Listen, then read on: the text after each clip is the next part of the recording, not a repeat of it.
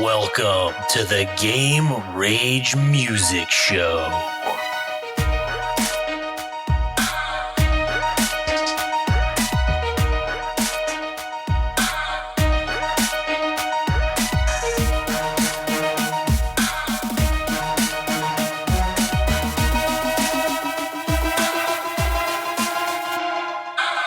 All right, we're rolling.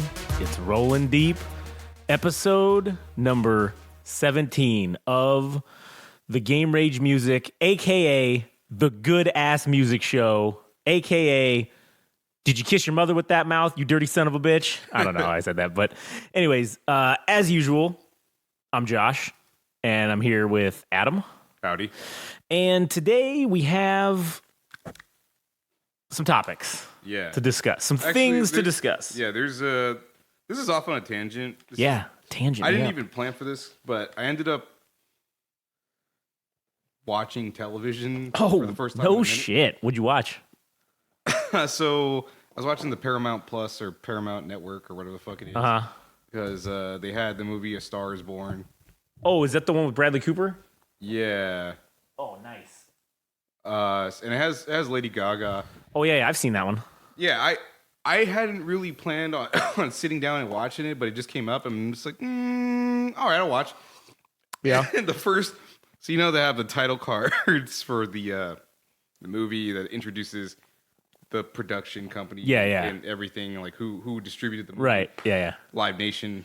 Oh, no shit. Yeah, dude, that movie came out like fucking years ago too. Yeah, how far back did it come out? I could have sworn it was like 4 years. I mean, it was years ago before. I mean, shit.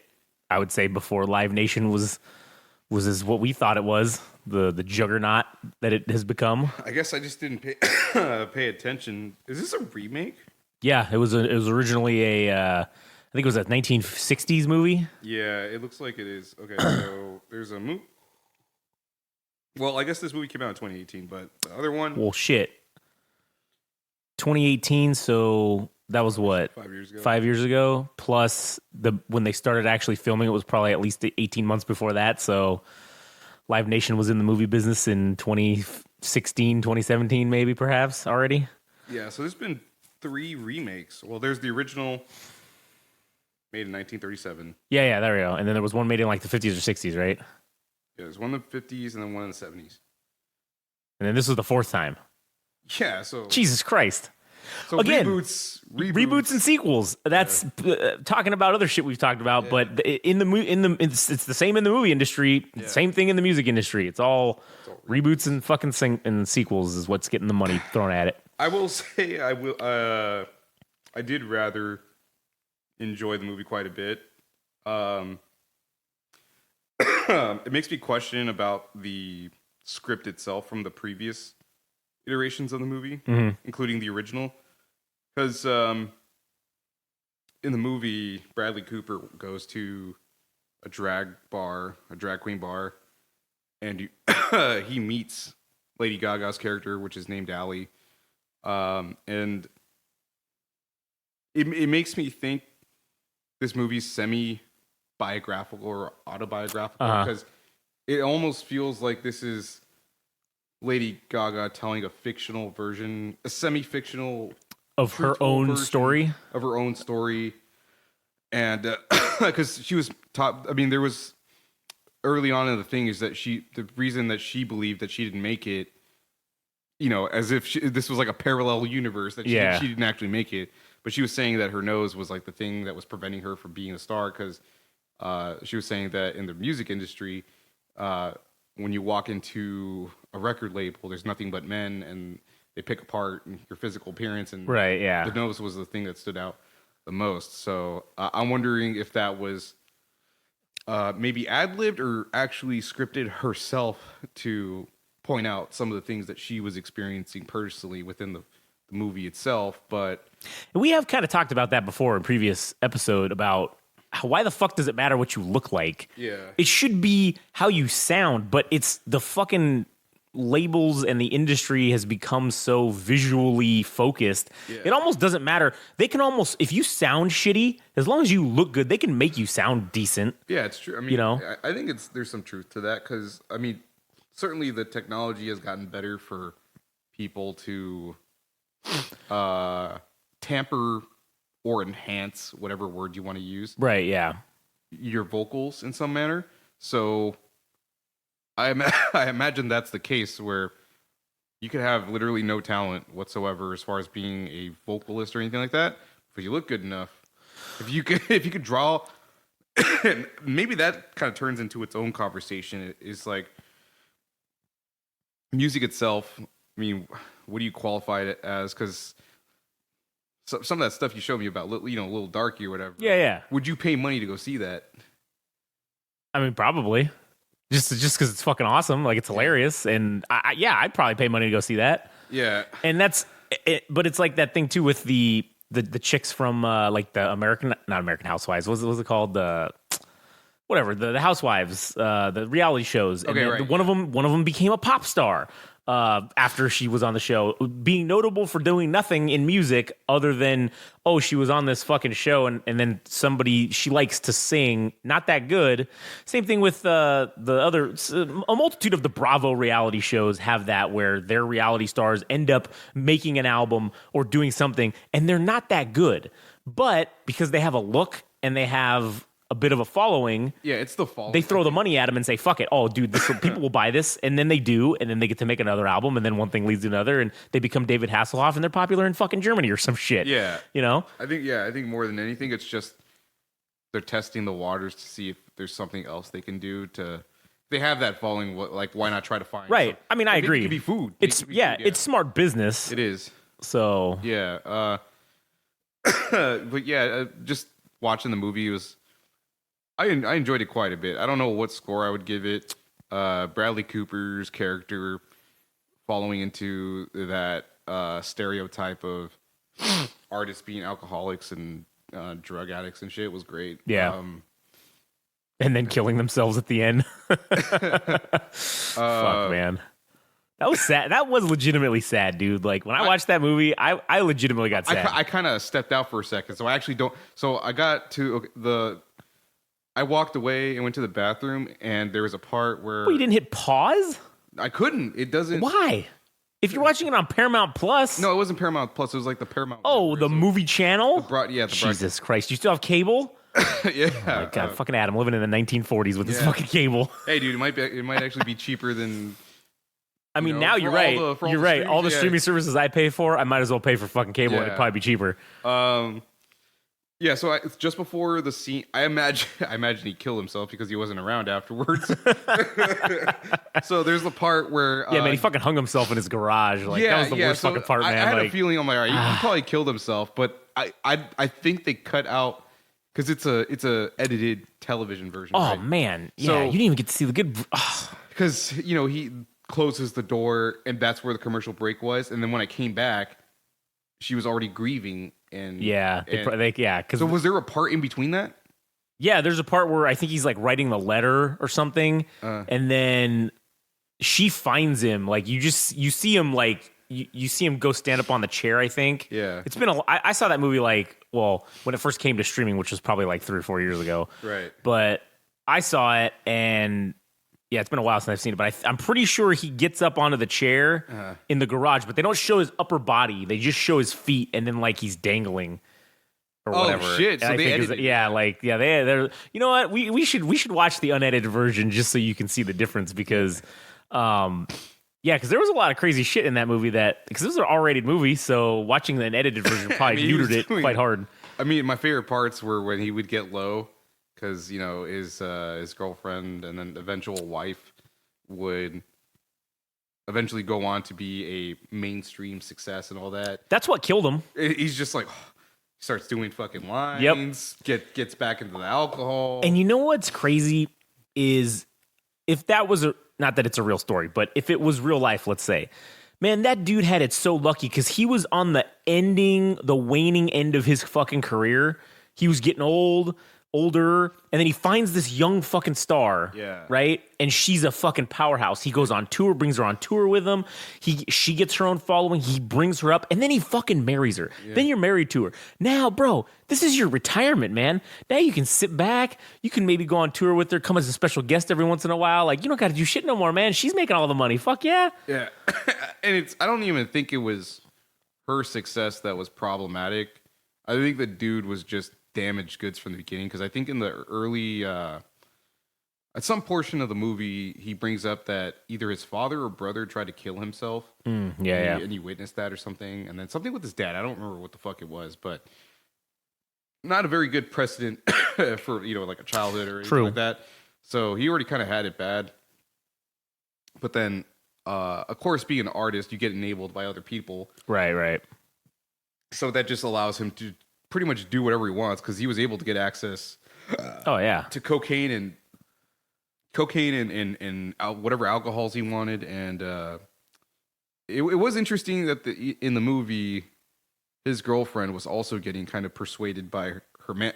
And I get it, like the manager's there to make money, like to make them both money basically.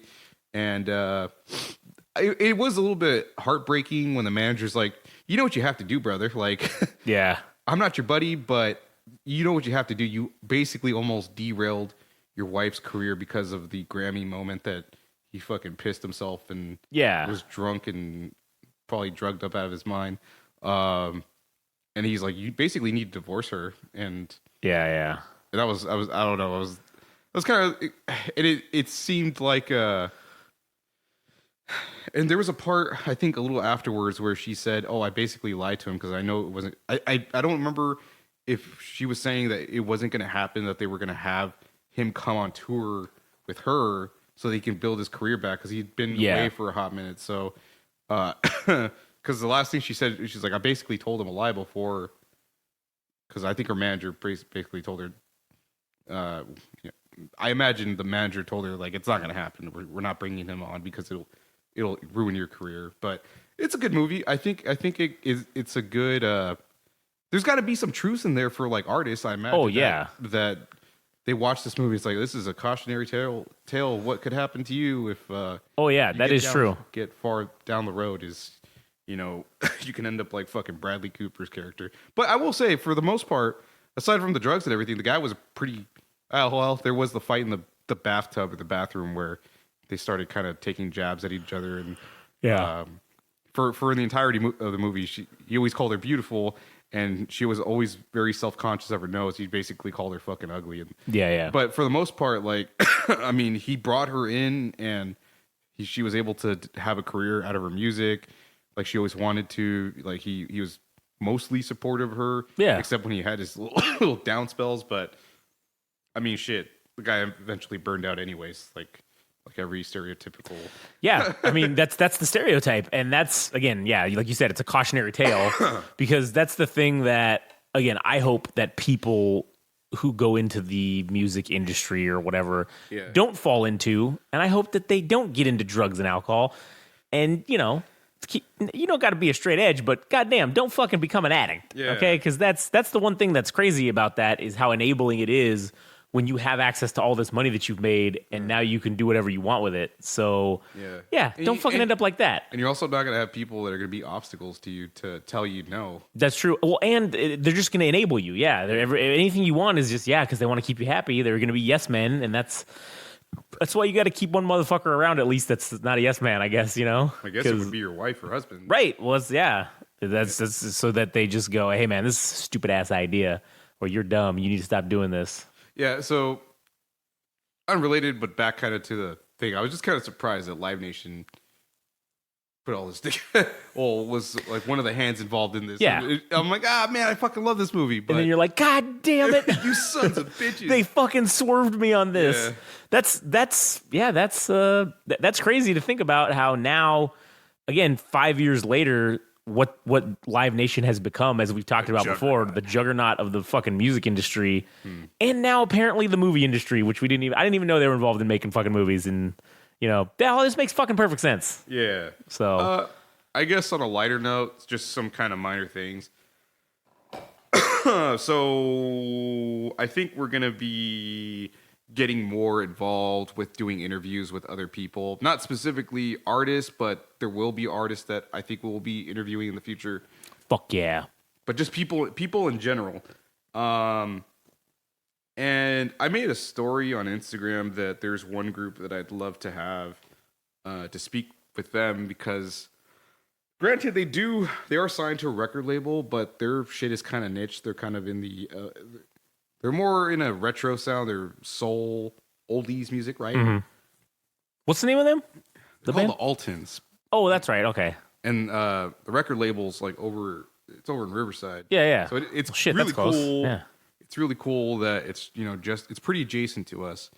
And so aside from them being on a record label that has now, I mean, dude, I saw the shit.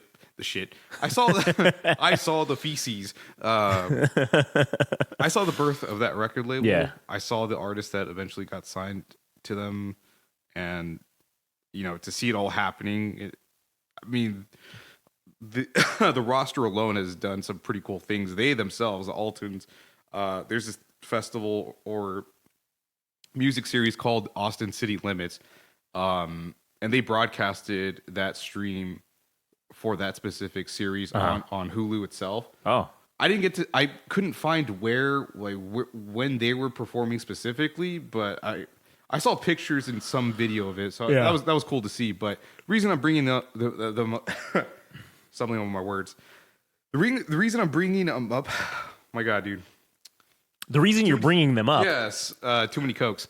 The reason I'm bringing them up is because they do everything themselves. They book their own shows. I imagine as a result of them booking their own shows, they read their own contracts. They do everything themselves. And even the main guy, Ponce, his full name is Brian Ponce, but everybody calls him Ponce. He does his own videography, and he's done videos for other bands, like music videos and shit. Oh, nice. So what will be of interest to me to interview them is how they've managed to, because they were managed previously by the management group called Cosmica, which was the group that used to manage the Marias, but they walked away for some reason. I'm not going to speculate why, but in any case, the fact that they've been able to do things themselves, like each of the band members having their own responsibility to make this all work, I think is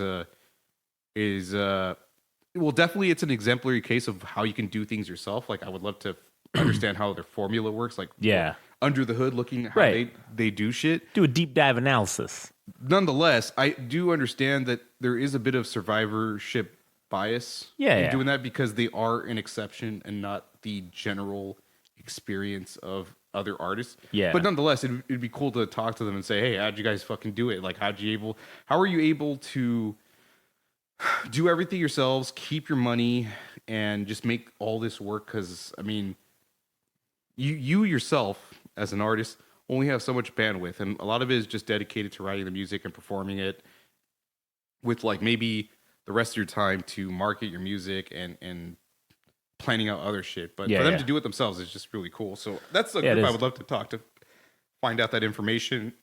That'd be sweet. And as a result of that, another artist reached out to me and was talking about this other artist that I also enjoy, whose name is Ginger Root.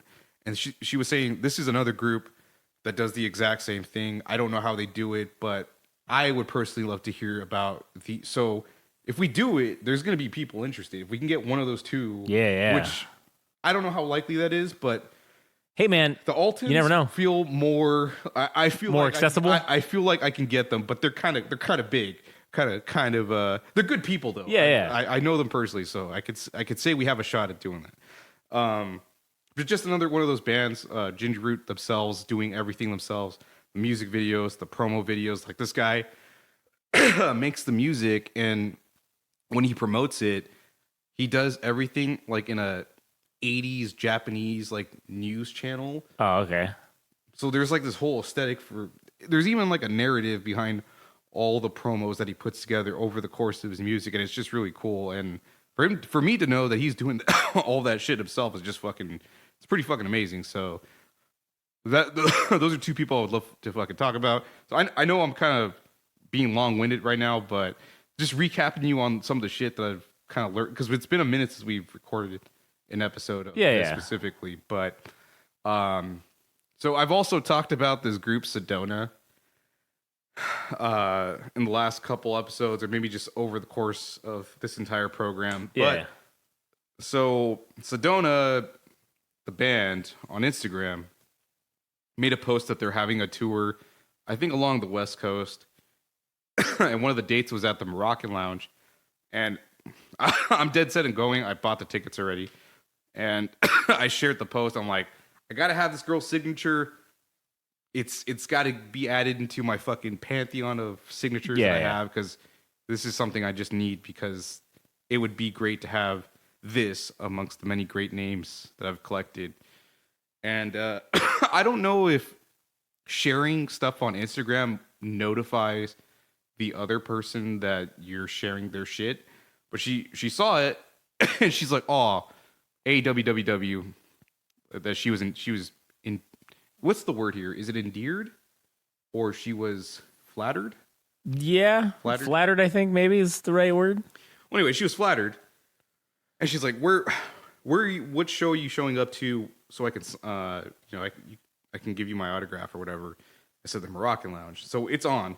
It's happened. Oh, it's on like Donkey Kong, Playboy. The funny thing is that we've talked before, so I think she's just kind of forgotten like who I was. Yeah. Which is good, because I don't want her to know who I was. I don't even know if I'm gonna bring up like why I know so much about her, which is fine. I mean, whatever. Yeah. But that's something cool. It's gonna be happening, I think, on January 12th or 24th. I can't remember which day. Oh, but yeah. we're getting that signature added, and it's going to be added to the collection. But fuck yeah. I'm hoping I can get like a 5-minute conversation with her, because I'm gonna come out her fast and be like, "How do you do this? How do you know all these people?" Like, if I can get like a 5-minute conversation with her, it's not even going to be recorded. I just want to have a one-on-one conversation with her. But if I can get some of the answers, hey, you want to come to my buddy's house and be on a podcast with us? Because I'm genuinely curious how she knows so many people, like the Grace McKagan thing. Because she knows Grace McKagan, and I'm just, what's going on here, man? Like, why do you know so many people? Curious. Yeah, curious is what that is. But that's just kind of a recap of shit that has happened over the last couple weeks, and hopefully we are doing interviews, so eventually we're gonna have to get around to talking to artists eventually. But we do have somebody, not artist related, but somebody I'm personally excited about, that I met through a show that I'm pretty fucking pumped, dude. Yeah, man, it's gonna be sweet. Yeah. And then on a side note, regarding, the general setup of what we're doing here, though. So I have this idea to turn the garage into the studio. Okay. So, like, we'll start doing everything in the garage. Okay. I'm gonna basically kind of put up some soundproofing on the roof. And then like put up cartons, whatever. Like, well, they have the foam thing. Yeah, it looks like the inside of an egg carton. And then I'm gonna put some on the garage door. Yeah. But I think that the sound will be better, because in here my ceilings are real high. Yeah. So I think in there it'll be better. And then I just kind of want to be able to just leave the shit and not have to fucking set it up. Yeah, and just not have to keep setting it up every week, because that does suck. I mean, I'm gonna keep doing it in perpetuity until we need to, but for the purposes of that, and I also it's gonna double as the filming studio as well. Yeah. So all right. I that's in the works in the next like 2 to 3 weeks. It'll be complete. Yeah. Because I got this table, this like high-ended table with these like high chairs or whatever. The table. Yeah. So it's like a sweet marble table that we can put do everything on. So I'm thinking it's kind of big. So I'm like, okay, cool. This should be fucking set up to be legit. So Yeah.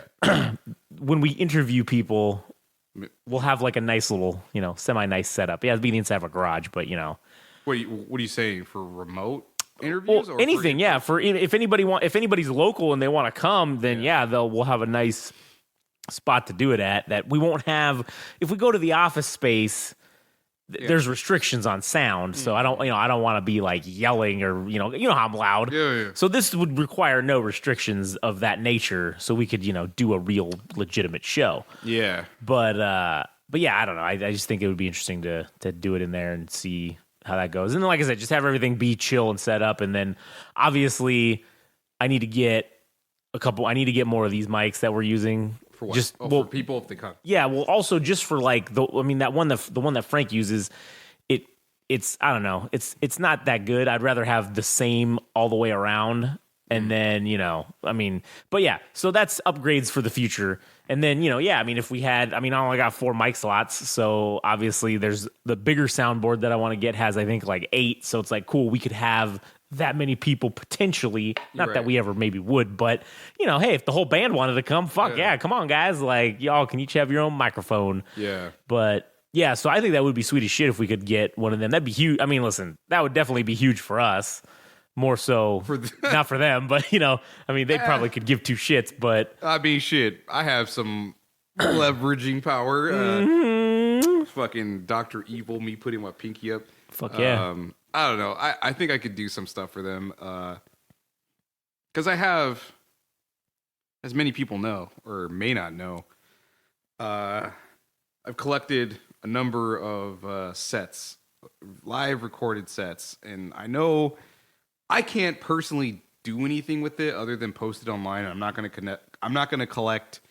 There's no money for me to collect because the the publishers or whatever, the people that collect the money from YouTube or whatever. That's pointless. DMC strike. Yeah, they're just gonna fuck you over. Yeah, so I can't make money off of it anyways. But I've collected a number of their sets early on that I could donate to them, or I could put up online, just share with them, what I have. And yeah, because maybe they weren't recording their own shit at the beginning, and maybe it'd be nice if they had those, and then for the small fee of just appearing on our podcast, you could have all of these things.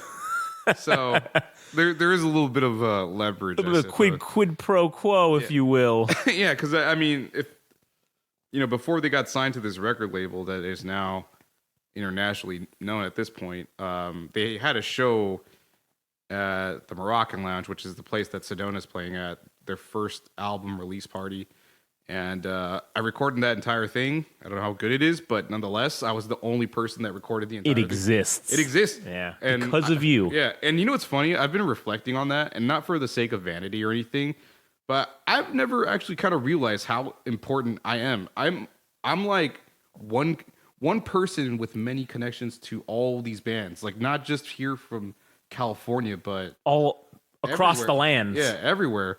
And I've been collecting their sets over the course of time, and I imagine if I put them on YouTube, and I don't care how many views it gets or whatever, but just for the people that kind of do matter, they'll see I'll have this entire library of things that have been happening in music, and they'll see it, all of it in one spot.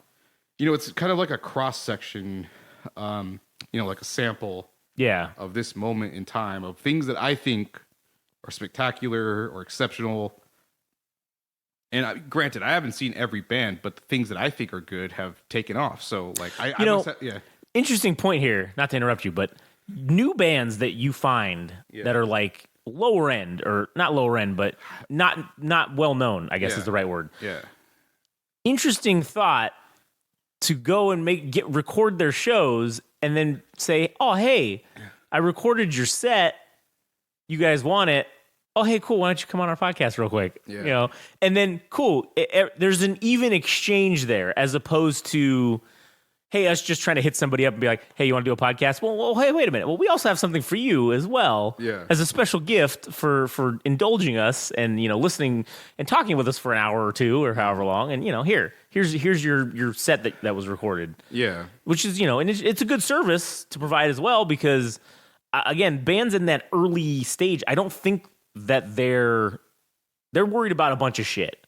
Performing well is probably the number one on the list. Yeah, everything else. Getting there. Everything else is secondary. And recording your sets as a historical perspective, probably not on anyone's list to do. And that is a service in and of itself. Yeah, because it's like, a band can be really great.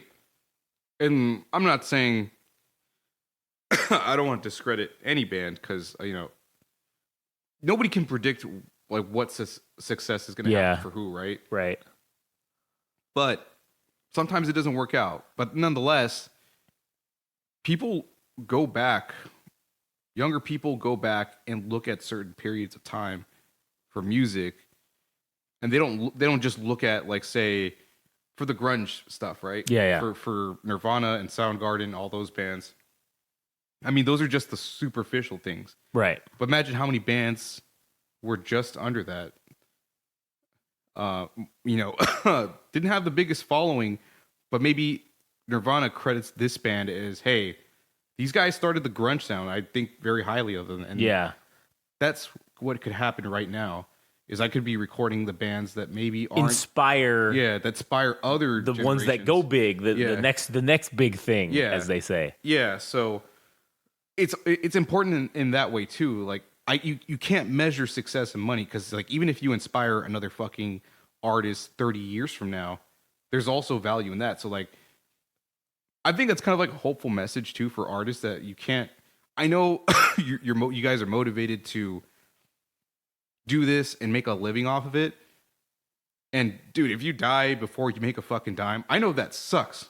But if you have a little bit of foresight too, and say, hey, I know my music's good, somebody's gonna find it at some point. Like, yeah. And what if somebody actually does, and they're like, hey, this was a great fucking artist, and this is gonna inspire me to make my own music. And then that person goes on to make I don't know, have like millions of followers, right? Well, what if in an interview down the road, that person says, hey, this band called XYZ inspired me to make my music. And then you have 4 million people in the future. Right, yeah. They're like, hey, I got to go check out this artist that they're talking about, because I don't think anybody knows about them. Then they go back, and now you have 4 million people checking out this new music. And what if like your family members are able to benefit, like they collect royalties off of your music after you're dead? Oh yeah. That's a very true statement, that having the foresight to do all this is key. Yeah. So I think that's more or less kind of the off the cuff fucking topics that I had on my mind. So yeah. Did very well. Did good. It got us 32 minutes of just fucking talking about that good stuff. So all right. Yeah, you know. So let's get to some of the topics that I had lined up for tonight. Yeah. The meat and potatoes, if you will. So, in Southern California, all right, there's a number of places that you can play at. In Orange County, Los Angeles, San Diego. Yeah. Riverside County. Inland Empire, I guess. The Greater Inland Empire. That's true. Well, Inland Empire is kind of San Bernardino and Riverside kind of combined, I guess. Yeah, so I would say this place, you got to go somewhere else. You got to go to San Diego, or you go to Orange County, or you got to go to Los Angeles, or one of those other places. Yeah. Initially, I thought. However, somebody has stepped into the picture, because in recent memory, Native Americans have been dabbling in the entertainment aspect. I guess it would be specifically music, right? Sure. Or even comedians. Like you see a lot of has-beens go to casinos, right? Like you'll see Pachanga or you'll see whatever, Poison at fucking maybe Yamava or whatever, or Morongo. All these has-been acts.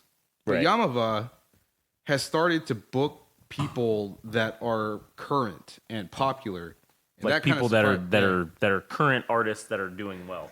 Right. So there's an artist named Caliuchis that is very popular, and she's still in her prime. And it makes me wonder how much money they're throwing at her to book her at this place, because they're a fucking casino. Yeah. And I don't want to say it tarnishes your image as an artist to play at a casino, but when you're kind of like a high status symbol artist, you're usually in the circuit of LA. A lot of those places, like the Roxy Theater, Fonda Theater, the Regent Theater. If you're lucky enough, if you're a big enough artist, you'll play at the arenas and shit. But if you're playing at fucking Yamava, I mean, there's no shame or anything. But I don't know. How do you perceive that? Now I don't think there's any shame in that, because some of those venues that they're building are fucking pretty sweet. Well, I mean, shit, they got tons of money too. That's what I'm saying. They got that. You got that casino money. Okay, you got that fucking cash money. Yeah. And that money, that's what they're doing. They're being smart with it. They're diversifying their bonds and they're fucking investing in things that, hey, we know that maybe when the casino business is slow, because obviously COVID fucking really wrecked them, I'm sure, or not wrecked them, but it fucking probably fucked them up. I don't even know. Damn near killed them. It probably fucked them up pretty good, at least. Definitely a decline because they couldn't have people in the casino gambling. All right. So small tangent. Yeah. So there's this thing called the stripper index. I don't know if you've ever heard of it. What is it? The stripper index? Oh, what's that? That strippers are better at forecasting financial. Oh, okay. That makes sense. Because basically the theory is that when there's an economic crisis or an economic downturn, people don't have Expendable income. expendable income to go to strip clubs. So when there's a decline, if you could go drive around, at 100 different strip clubs here in Southern California, and pull some data, and it shows that there's been a stark decline. Then you know that there's some shit about to happen. Yeah. So I wonder if that also applies to casinos, if people just degenerate gamblers and they see, I don't think people are degenerate addictions to strip clubs as much as the degenerate gambling crowd that's always going to be there to fund the casinos. But I don't know if the downturn must have scared them and they said, oh shit, well, it wasn't even a downturn because of economics, it was a downturn because of a pandemic. So something completely out of their control that they had no fucking power over. Well, shit, what do we got to do instead? Well, we need to make more money. So for sure they didn't make money. Oh, for sure. They had to close. They had to be closed, which granted, I'm sure they're sitting on enough cash reserves. Obviously they were fine. Yeah. But they were probably not in danger of going out of business. No. But if you look at that and say, all right, what if the casino business starts to drag? What if people don't come back? What if people realize, oh man, look how much money I saved in this 2 years or whatever, I couldn't go gamble. Maybe I should really not go gambling anymore. Well, shit, what else we got to do? Well, let's provide other forms of entertainment. Let's provide, there's one of the, I don't remember which one it's called, but they have a minor league baseball team that they basically created from scratch and started a minor league baseball team. They built a minor league baseball stadium in their thing, and I'm sure they're trying to push that into, because there was talk of the MLB putting a team out in the Inland Empire, a Riverside team, or teams maybe moving here. There was a rumor of that for a while. I don't know where it stands now. Probably not likely. But I do think that they looked at that and said, okay, we need to diversify here. So if the Inland Empire were to get a major league, a professional sports team, if they were to get something, it would be because of the Indian casinos. 100%. I believe that that's a fact. That if there would be a team like that coming out here, it'd be because of them. Now, because they're creating these giant venues for music and entertainment, that's the next logical step, I feel like, as a professional sports team. So I think that you're absolutely right. They have increased the stock of the Inland Empire, basically, by putting these venues together that they said, okay, cool, we built, if you build it, they will come. They built it, and look what's happening. Now you're starting to get these major current acts or whatever, you bands or whoever, comedians, the hot comedians are starting to go there. I saw a fucking ad or whatever for at Yama Carr, what's his name? Yeah, Jimmy Carr. Yeah, him, and then there's the other guy that's I forget his name. Somebody that I know just went and saw him in Riverside, that he did a show there, which that you would think and go, oh man, this is like the fucking reunion tour, or like the Trevor Noah's playing. That's another one. Yeah, he's playing there. I saw one for him. The Colbert, the Daily Show guy. Yeah, ex-Daily Show. Yeah, he's a big name. So they're attracting that kind of talent, which tells me that either A, they must be throwing so much guaranteed money at them that you couldn't say no. Yeah, but I doubt that they're not selling those shows out. I doubt that they're not making that fucking money back, because they wouldn't continue to do it if it wasn't profitable. Yeah, I think for them, they don't really care about the profits from the ticket sales themselves. Right, yeah. That's just kind of whatever. Yeah. It's mainly just getting people in the fucking casino right. to gamble. Which is why it's profitable, because once you go there, if if I were to go there to watch a band, of course I'm going to go fucking hit the tables. And go there early, and you're going to be dicking around. Yeah, I'm going to go there early, hit the tables before the show, and then I'm probably going to go hit the tables after the show because I've had a couple drinks because I'm sure there's a 2 or 3 drink minimum. Yes. So, of course, I'm going to be a little sloshed. So, yeah, I'm going to go fucking do a little more gambling and potentially lose money. And this what, $100 or $200 ticket night ended up turning into a $500 night because I fucking went to the casino. Yeah, I mean, they don't tell you that. No. They wouldn't because that's their motivation is to... Yeah, is to get you to go there and spend your money. I also speculate possibly that the number of apps that exist, and I don't know if it's strictly football, but it certainly has been specifically about that with, FanDuel and all that shit. Oh, like the gambling apps? I mean, it doesn't personally affect the casinos in the... because you can't just bet on all sports. Right now it's just football, right? Or I guess they do have the MGM app where you can bet on actual sports. I don't know how that works in California, but nonetheless, it takes away betting money from. Right. Yeah. So they must have been motivated to start looking into music, or besides comedians and stuff. They're like, okay, maybe we should really start pushing music, because if we start losing out to some of these online gambling apps, we got to make up the money in some other way. So we should probably look into getting into music. And it's just been kind of surprising, but not strictly limited to the Native American casinos. I mean, dude, Toyota Center over in Ontario. Yeah, yeah. I mean, they're booking some great shit too. Like they had Danzig. Oh yeah. They had Twin Temple play with Danzig as well for a show, and just I don't remember what other artists rolled through, but they're having like festivals as well. So they'll have like larger concerts with like maybe 10 or 15 bands or whatever it might be. But nonetheless, like it's just great knowing that we don't have to drive all the way to Los Angeles or San Diego or even Orange County to go see a larger group. Like it's starting to come here, and it's actually kind of fucking nice because, dude, parking in LA is so horrendous, dude. You pay so much money to it's so bad. It's so bad. It's so bad. Yeah, but knowing that it's going to be here as well, that we can just go down to Toyota Center to maybe see a band like Metallica in the future. Yeah, that would be fucking amazing. It'd be great. Like I'd love to have more things like that. Yeah. And now the Native Americans are getting in the game, getting some skin in the game too. So that just means like more shit here. I don't have to go locally. I don't have to go 60 miles in any direction to like go see something major. It'll be here. I forgot. Okay. Oh, small thing, but still relevant to this topic is so there's this I don't know what you call it. I think they're called like fairgrounds. Something like that, right? Okay, yeah. It's the Norco Silver Lakes. That's kind of like what that is, I guess. It's like a fucking fairgrounds type deal, like the OC Fairgrounds or the Pomona Fairplex or whatever. Yeah, they're like soccer fields, but I mean, they can be converted because they have the space to do like festivals. Well, they have a lot of equestrian shit there too, like and stuff. So, anyways, yeah. So they've also started to do festivals, and one of them had like who they have T-Pain, Wiz Khalifa.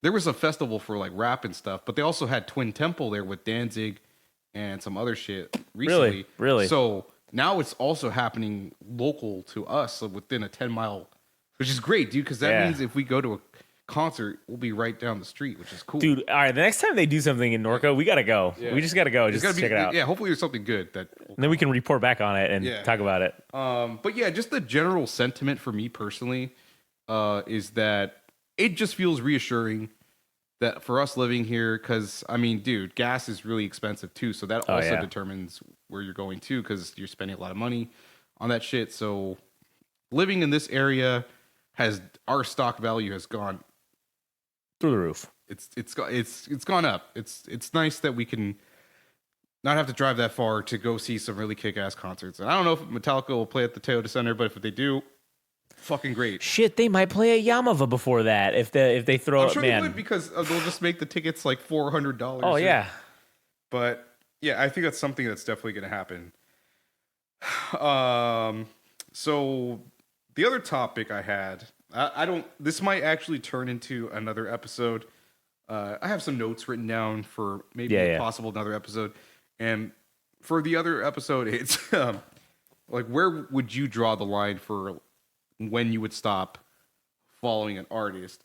And the reason that this kind of spawned out is there was an incident with Lauryn Hill, and I think it was here in LA, because Lauryn Hill at this point has become notorious for showing up late and or canceling, right? Straight up canceling. And I think I sent you the link for some Reddit post that it was some other concert in some other state, but Lauryn Hill canceled, and there was nothing but there was like thousands of comments of people saying, "Oh yeah, I wanted to go see Lauryn Hill 4 years ago. I waited 3 hours and she didn't show up." Damn. Or she only did 10 minutes or 15 minutes. So I think it's just kind of fucked up when artists do things like that, because for us normies, there'd be repercussions for us doing our job. Or showing up late to our job or whatever. And these people are getting paid who knows how much, but it's certainly more than the average person for one fucking day. Like maybe 1.5 hours of work. And for her to make the excuse of saying, my spirit wasn't in alignment or whatever bullshit reason anybody can make up, it's not good enough, dude. And there's still people vouching or speaking for her or saying like, "Oh, yes, go go off, queen," or whatever. I'm like, dude, you're fucking enabling her, man. And there's still people stupid enough to support her and pay money to go see her, because, man, I wonder how many dates she's actually fulfilled for, any given tour. I'd be curious to know if it's been more than 50%, because I'd be curious. Yeah, because and I don't know, man. See, it's just fucked up. Like if you look at it and say, okay, because if they come out and do one fucking song, you're not going to get your fucking money back. Yeah. The venue's going to be like, nah, you got it. You paid. They came out, and that's what's fucked. Is it would be almost better, because granted, if they just canceled the show beforehand, okay, cool. Well, yeah, I wasted some time going down there, and then it got canceled at the last minute. Okay, but at least you could probably get your money back in that sense.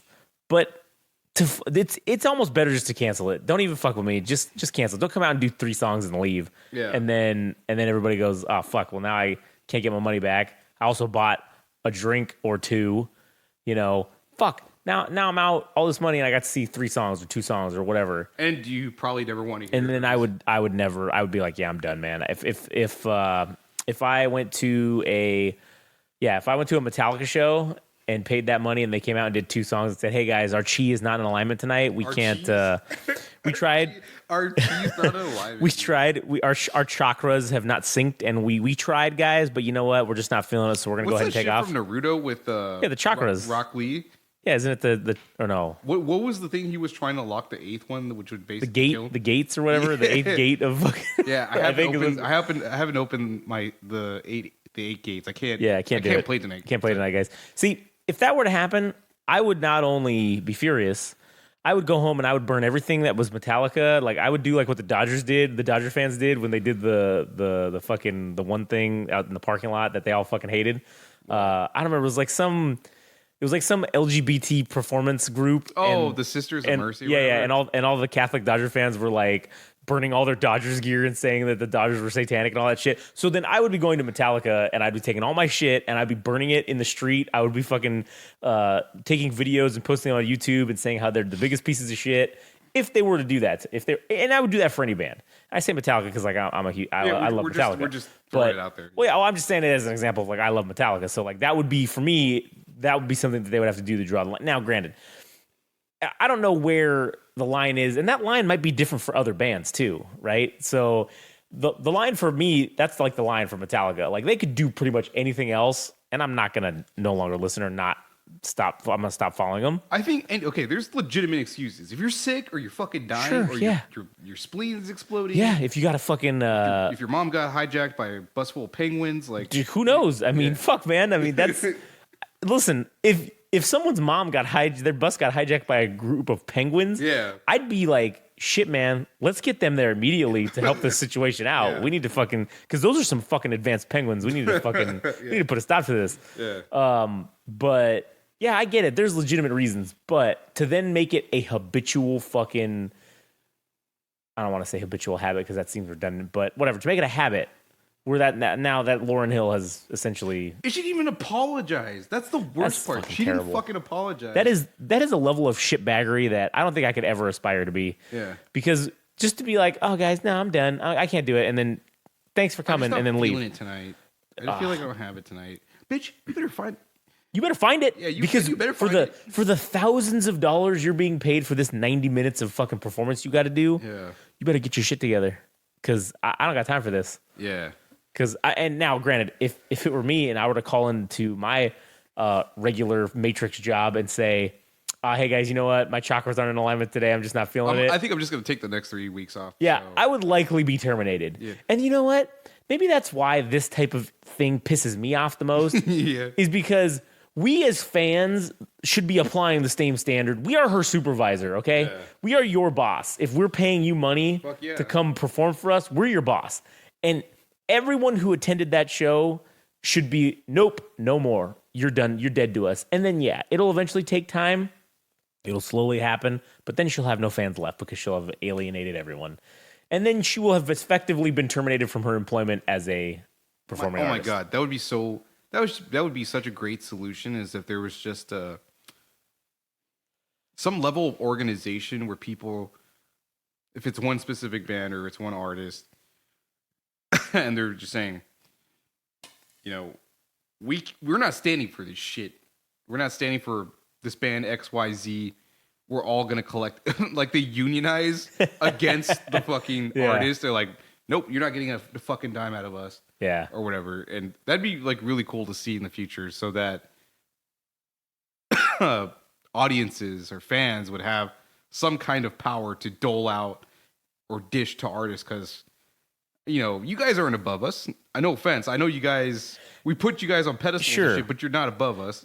Yeah, no, you're the same as us. You're just the same old motherfuckers just trying to get a buck and trying to survive, all right? We're all the same. We're on the same fucking level. Yeah. All right. All right. Do you have anything else to add for that topic? Nah, I think we're good on that. All right. So we'll continue this specific topic or Yeah, I a think- general one. That one's going to be more broadly what would be the definitive end of you listening to a group for Yeah. the wrong. I think that was a good preview for it. I think Yeah. that that topic does deserve its own kind of main event of an episode at least. Yeah. So the next topic. So recently, Kanye has been. Oh, They took photos.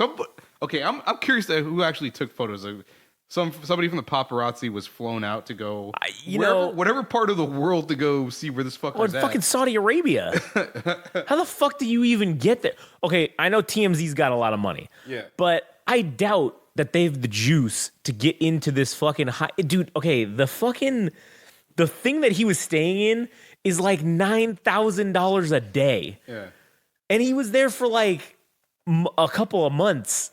Like the amount of money that you're dropping just to stay where you're recording your fucking new album or whatever. That is an expense that I don't think I could ever justify no matter how much money I fucking had. Okay, but think about this. What do you think the motivation was behind it? Do you think he's just disconnecting from the world and somebody happened to, whether it was his own personal photographer or a paparazzi from TMZ or some shit, flew out there to take the photo? Do you think part of it, do you think it's one thing or the other? It's one thing being that he did this on purpose because it's a spectacle for him to be out there? Or do you think he actually did it because it's him disconnecting from the world? He's like, I really need to make my music. I don't want to be fucking around anybody. And I just want to do this. And Well, one of the things that I think it could be a little bit of both. I do think that Kanye as an artist fucking takes himself very seriously. yeah. He's not fucking around when it comes to making music. And I do think that there's an aspect of, hey, I just need to, because he's embroiled in controversy. He's embroiled in fucking all this crazy shit that, yeah, some of it he's brought upon himself. Some of it, you know, you can say what you want, whether you believe him or whether you don't. But either way, he's been embroiled in this controversy. He's embroiled in shit, right? I think, yes. I mean, I don't know if I should say this because I've been thinking about this, and it's not that it's not that I am advocating for what he's saying, but Kanye West or rather, Ye, has been very vocal about Jews. Correct. Yeah. And they're all now. Say what you want, but stereotype or not, there are a lot of prominent Jewish people that are in the music industry that make decisions. Right? That's true. That's just a fact. Same thing with the movie industry. It's just a fact. I guess the thing I was going to get at was that he made those remarks on, I forgot what Cuomo brother. It's on News Nation because he did an interview or whatever. And he kind of gave his spiel about the music industry. And he said stuff about Jews and stuff. Yeah. I mean, but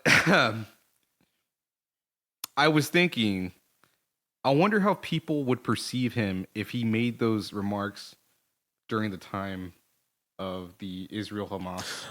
The beginning of would he have been canceled 100%, or would he celebrated Well, I think he would definitely been canceled by the Jewish side, and he would have definitely been celebrated by the Palestinian side. Yeah, they would have made him they would have probably made him like the fucking poster boy of the whole movement. Yeah, because of how anti whatever Jewish he's been, I guess, or how he's been against that. So now, granted, he's been silent this whole time. I think I haven't really seen him saying anything about the whole situation. Which maybe he's like, I don't really know about that. Let me just stay in my lane here. So maybe that's a smart move.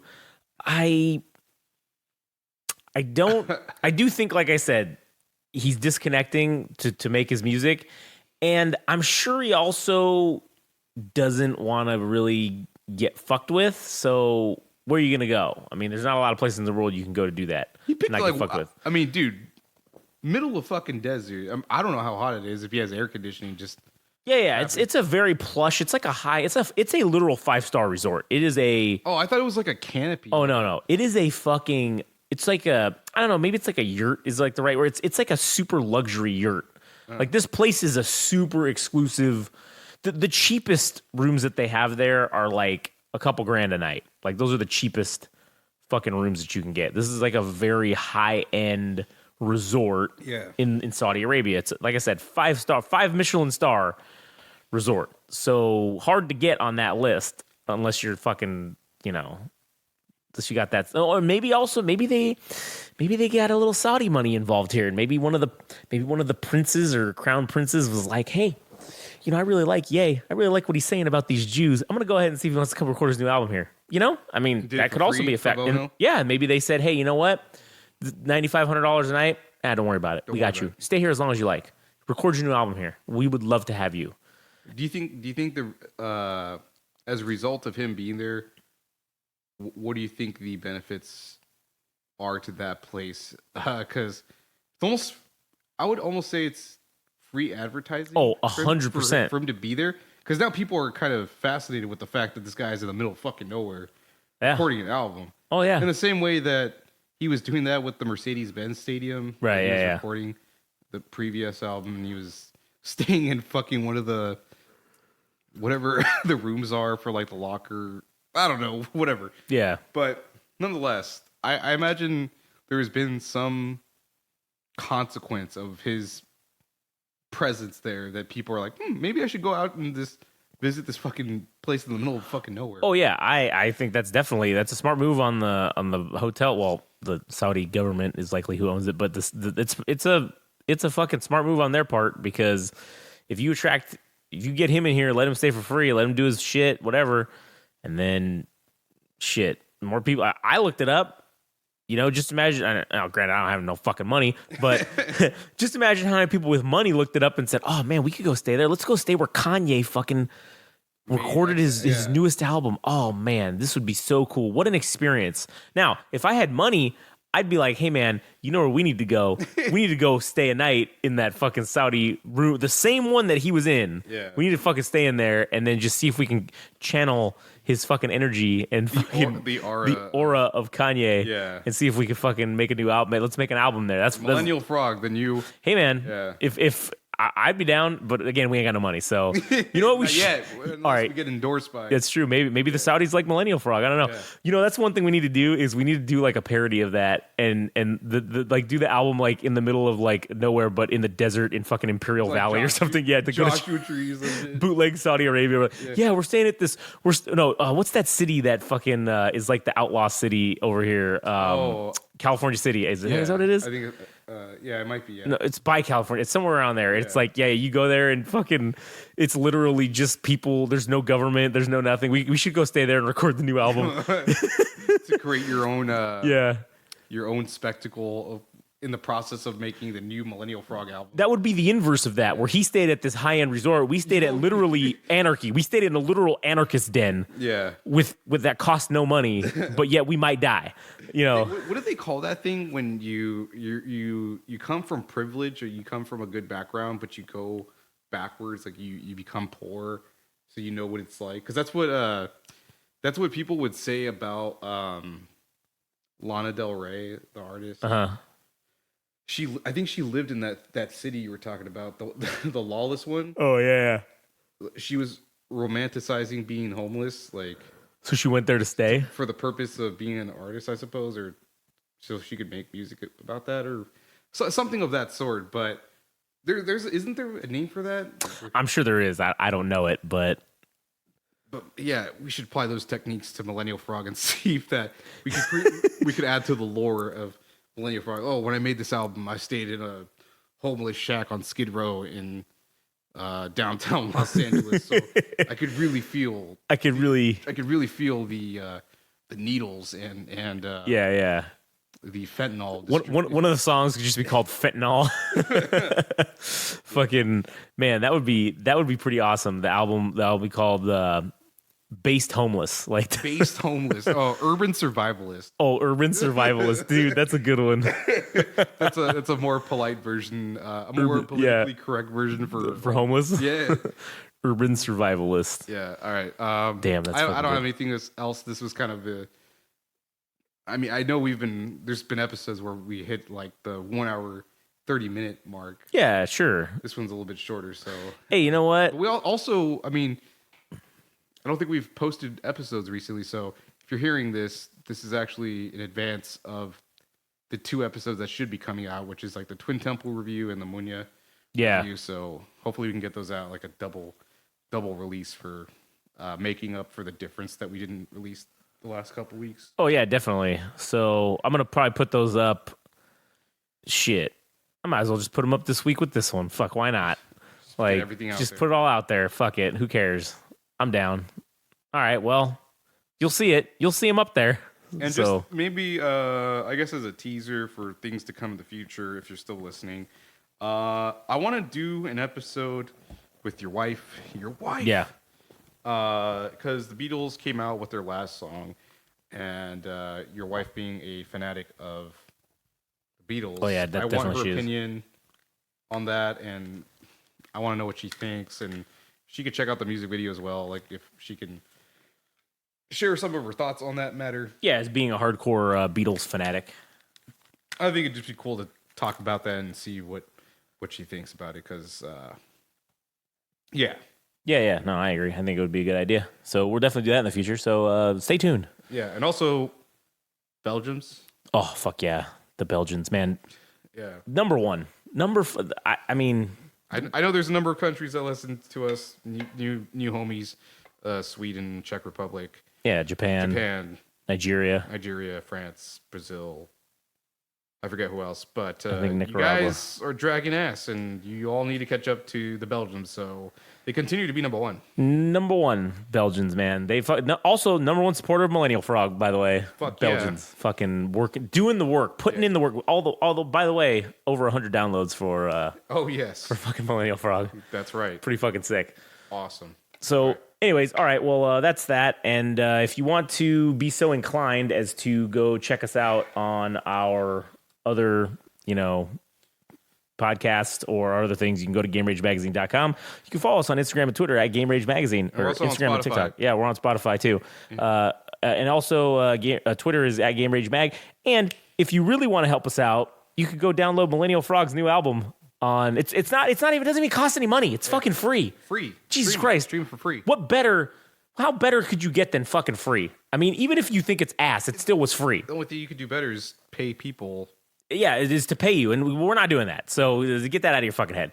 But go download it for free. Joshua -1. -1. Dude, I actually did see the trailer for Godzilla -1. That shit looks badass. Right? Yeah. Well, and I think it's going to be in theaters, too. It is. Me and Frank are going to go see it in IMAX. You want to go? Yeah, I do want to go. All right, good. Well, I'll buy a third ticket then. Yes. All right. Yeah. Anyways, so that about wraps it up. So thank you guys for listening, and we hope that you are there, and we'll catch you on the next one.